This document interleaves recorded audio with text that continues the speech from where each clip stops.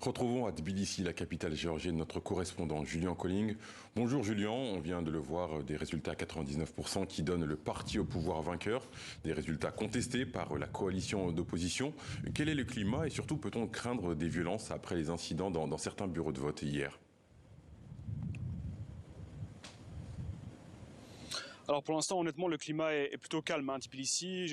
On dirait que les habitants sont encore un peu dans l'attente, dans l'expectative, notamment des déclarations à venir de l'opposition, parce qu'une conférence de presse va commencer d'une minute à l'autre d'un premier parti qui fait partie de la coalition d'opposition, donc, et d'ici une heure également, eh bien, ce sera une conférence de presse d'un organisme d'observation indépendant donc des votes qui était présent donc à Tbilissi en envoyant différents observateurs internationaux.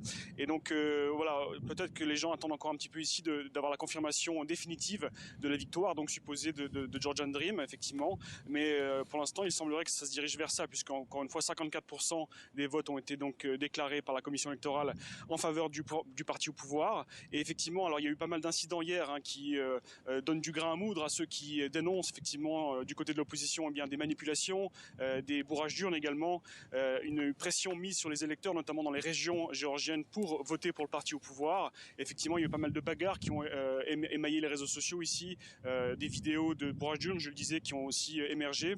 Et donc, c'est pour ça que voilà, la coalition d'opposition dénonce un vol de l'élection et de la volonté du peuple, je cite, par le parti au pouvoir Georgian Dream. Donc, c'est possible qu'effectivement, comme vous disiez, bien sûr, les jours à venir, même peut-être dès ce soir, des premiers incidents et des premières manifestations commencent à apparaître.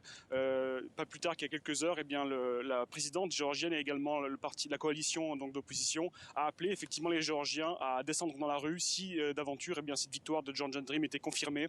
Et donc on sait qu'il y a eu pas mal de manifs ces derniers mois assez gros, ça s'est suivi notamment à Tbilissi, la capitale, où les gens sont de tradition beaucoup plus pro-européens. C'est possible que des grosses manifestations commencent dans les heures, dans les jours à venir et que la tension monte ici à Tbilissi. Merci Julian Colling pour toutes ces précisions. Je rappelle que vous êtes notre envoyé spécial en Géorgie.